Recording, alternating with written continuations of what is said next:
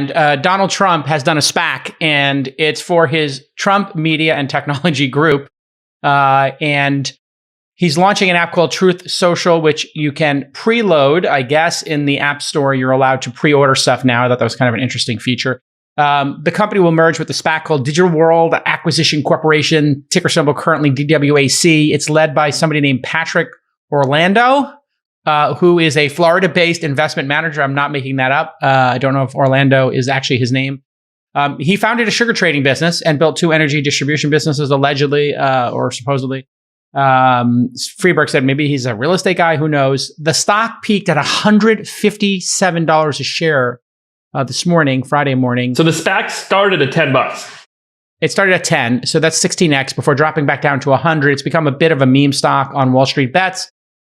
Trading was halted. It puts this at something in the range of well over a $10 billion market cap. And there is literally no technology, no team, and a bunch of technologists looked at the source code just by doing view source, I think, on the web pages.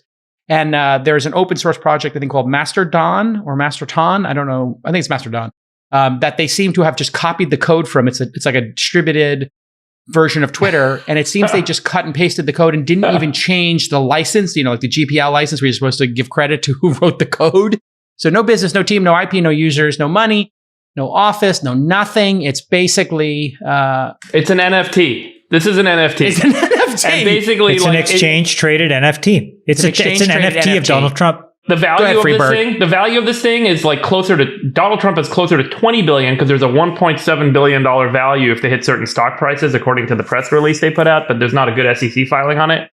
So at 1.7, that means he got 170 million shares, which are now worth, let's say, at $157 a share. Donald Trump has effectively $20+ billion. Oh, so he's finally a billionaire?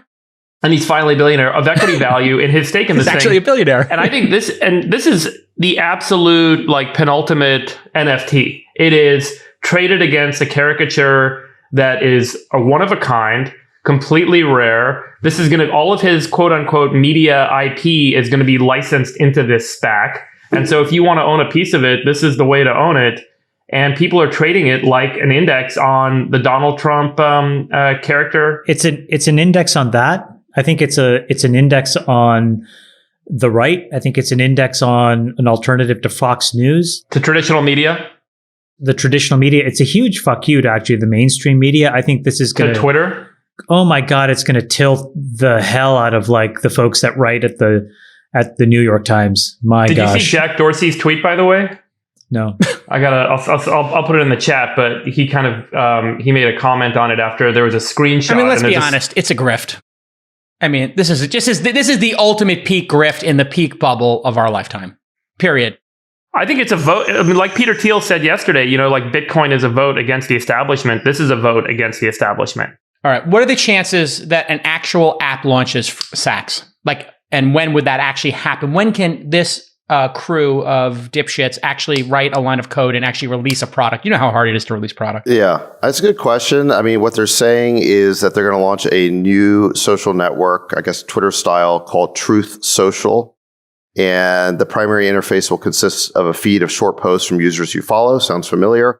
However, these posts will be called truths instead of tweets, and reshares will be known as retruths. Wow, so original. So that's what's coming. And the slide deck that's available on the company's website lists Twitter, Facebook, Netflix, Disney+, CNN, iHeartMedia, Google Cloud, and Amazon Web Services as some of TMTG's current and future competitors. So basically, Trump is proposing an alternative to all the traditional media and social networks that have basically banned him. But I do think that the trading here does represent, there is, I think, a groundswell for social media platforms that are not controlled by big tech. And, Trump has 70 million voters. Of those, probably 30 to 40 million, you would say, would be fans of his on social media. He's been banned from Twitter and Facebook, and this is his response. He's going to create his own platform. I don't know whether it'll ultimately be successful, but I think what you're seeing here is the demand for alternatives to, censorious platforms that are controlled by big tech. So if he has 30 million real fans, Chamath, what number of them would download the app and participate in the first year? He had 90 Set a million. line. He had 90 million followers on Twitter, Jake. That doesn't count. But that's half of the Twitter registered accounts. I know, we had 70 million people vote for him. So what are the real fans, not just Republicans who don't want Hillary? I don't think that's the way to think about this. I would view this as differently than this.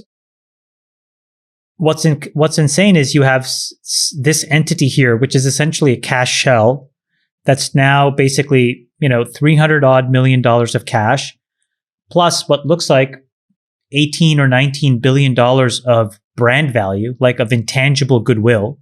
And the sum total of that is what the total market cap of this thing is. So if it is 18 billion, then that's what it is. What this allows them to do, and this is where it kind of gets interesting, is these guys, what it shows me is they could come back and actually raise an enormous amount of money. They could issue, a secondary stock sale. They could do a convert.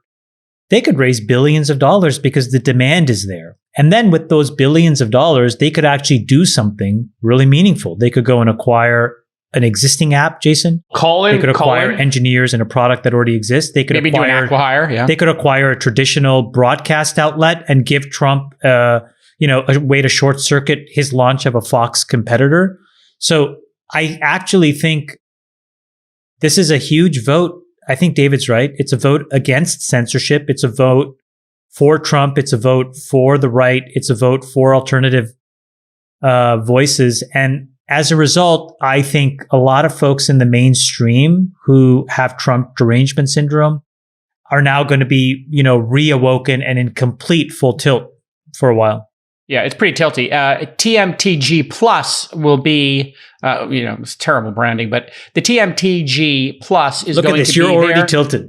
I'm not tilted. I mean, I think the whole thing's just a super grift. I don't think they'll ever get a product out the door. And if they do, I think they get to maybe 5-10 million users. They're going to raise enough. Jake, they've got a $20 billion market cap. They could do whatever the hell they want. I think it's all people just manipulating the stock like but GameStop. They could, like Chamath said, they could turn that into cash. We'll they could see. sell. They could turn $1 billion of it. I don't think they can get to 20 billion. Trump today, in one day, is worth more than 2 times the New York Times.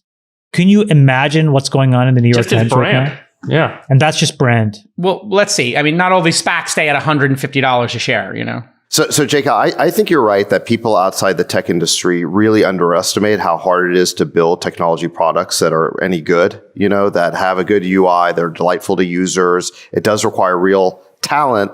And if you're not sort of from the industry, you don't even know what kind of talent you need to hire. However, I think Chamath has a really good point that with this kind of market cap, they could acquire their way to a portfolio of assets. Like, for example, Rumble right now has become the alternative to YouTube among not just conservatives, but anyone who's been deplatformed. There's a lot of leftists now. There's locals.com that you invested in. Yes, exactly. I invested in Locals, which is Dave Rubin's thing. So, but just to take Rumble for a second, because it's kind of the YouTube competitor, they've got something like 30 million users plus. It's a pretty big and growing audience. But there is Locals. There are other assets. And I think the last valuation of Rumble, I think it was announced when Peter Thiel actually invested. I think it was around a $500 million valuation. Even if you paid a gigantic premium to that, I mean, if your market cap's 20 billion, you could spend 2 billion on that. You could spend 5 billion on that. Yeah. And so, by the way, sorry, just to dispel this idea, you don't need good UI if you have the right feature set. And Reddit is the perfect example where they have always been on the side of free speech. And they've always been on the side of allowing people to vocalize and pursue their own passions, even if some of those things were really, for the mainstream, beyond the pale. Their UI is terrible, but they have thrived because that single feature dominates any desire for elegant UI. And so I think what you're going to find over this next iteration of these apps is how valuable free speech is. And there are enough examples, whether it's Rumble or Reddit or others, that show you that the ability to not be censored dominates. 4chan, Discord, they're all very similar. It's gonna tweak. Oh my God. Here's the one thing on I will the say in their defense. They mega did figure out how to do data analysis and marketing during his 2016 campaign. And they did get that guy Pascal or whatever. And they figured out Cambridge Analytica. So they did figure out how to get some tech people, right, Sachs, to by the way, sorry, can I just say one thing? The other super tilty thing is people will want to fade this trade and, they're Short going to it, be and then it goes silent. up? They're going to be silently wishing for this thing to crater. And I think there's going to be a lot of profit taking on this because I think it's very speculative. But I think we will all be shocked at the actual closing enterprise value when this thing de-SPACs, because it will de-SPAC. And we're all going to kind of scratch our heads thinking, how did we not see this? I mean, I didn't see this. I would have never. There's going to be at least $1 billion of cash available when they do their secondary. At least. I mean, they can do whatever they want. Yeah. They're going to have more cash available to them to invest in the New York Times. He is firmly back in the game. And by the way, one of the comments Scaramucci made this morning, it's a very astute one, which is, I'm rooting for the SPAC because if this actually does de-SPAC at this valuation, Donald Trump is not running for president again because he's now got a $20 billion media business or $20 million of equity value in this new media business that he's going to keep running. Sachs, what do you think? That could be a win-win for the Republican Party. But so you're buying the stock? You're joining the board? Sachs is leading the B? Yeah. I mean, Doing so the pipe? I think Chamath raises a good point that sites like Reddit have shown that, like a beautiful UI is not necessarily the feature that users want in every case. I do think you still have to have some tech talent involved in order to produce a good product. Just to give you an example, so this product wasn't supposed to have its soft launch until next month, but somehow some users found a way to access the site and they were setting up accounts within hours of the announcement. So one vandal claimed the @DonaldJTrump handle and posted a picture of a pig with extremely large testicles. Really? So now I would just submit that you at least need to have enough tech talent to prevent something like that from happening. Yes. I mean, maybe it wasn't a vandal. I mean, maybe Trump posted that photo himself. I don't. Yeah. It's not impossible. It's on brand. But anyway, my point is they still have to assemble the tech talent to build this, or I like the idea better of just acquiring the collection of assets that they need.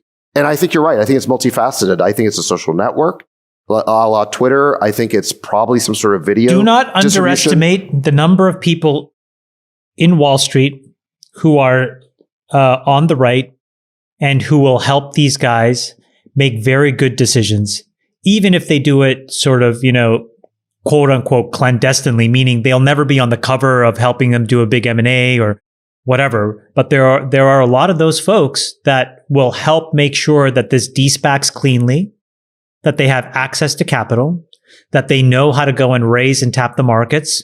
And what's beautiful about the public markets, and you can say this is, an issue, but it's not in this case, is that, you can go and basically support this guy in a way that's relatively anonymous, because it's not like you have to disclose that you own this stuff if you're a private investor. So I think that he's back in the game in a big way. And I think this is going to really shake up the media landscape if they can execute well. They just need to think about this as an M&A vehicle, not as an engineering and product creation vehicle. Yes, 100% agree. 100% agree with Sachs, that. would you sell Call-In for $1 billion in equity value at $100 a share to these guys today? Yes.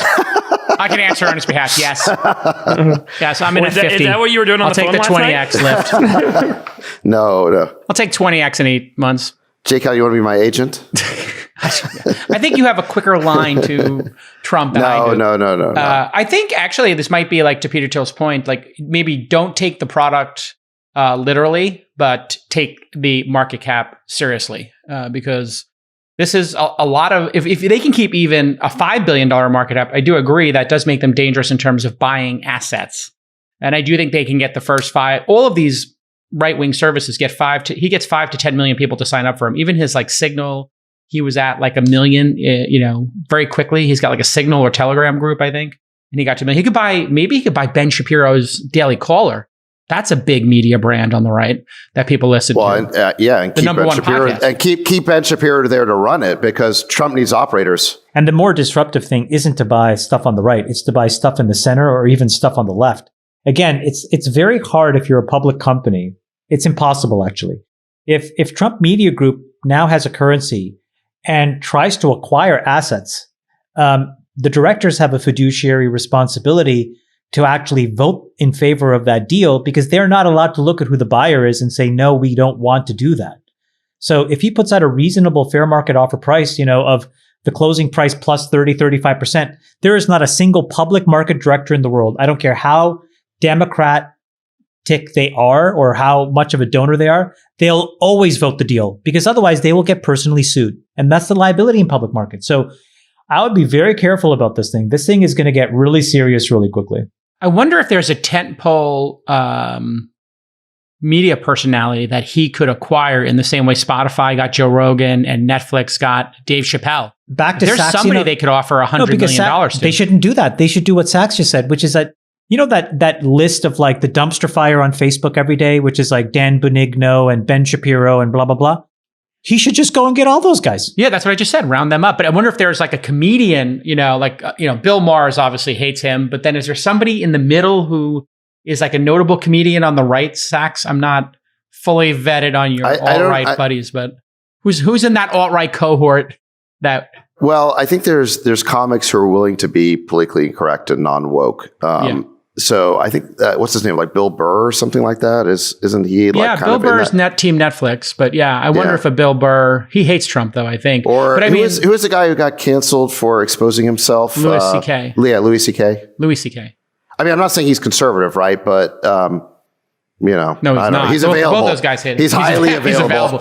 So, I mean, actually, one thing to think about is, Trump got all these people to do like the monthly $25 reoccurring subscription. I mean, he got in a little bit of trouble for that because people didn't know they were signing up for it. But I wonder if he could get 1 million people or 5 million people to pay $10 a month for this, Sachs. Yeah, absolutely. If there's something there behind the curtain.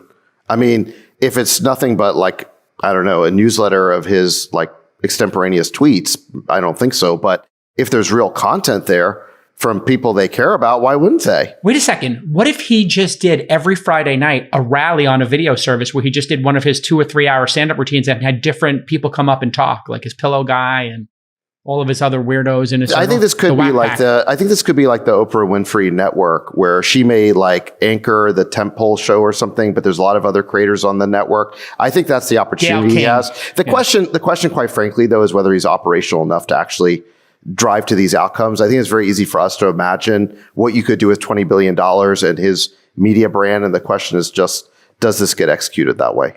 Now, because it's not going to be a real estate sugar guy from Florida that's going to manage this thing to an outcome. Does Twitter then let him back on the platform if he has this competing platform? Does Facebook? How does that? No, I think at that point they have the perfect excuse not to let him back on, which is like, hey, we're not censoring him because there's an alternative. They don't want to let him back on.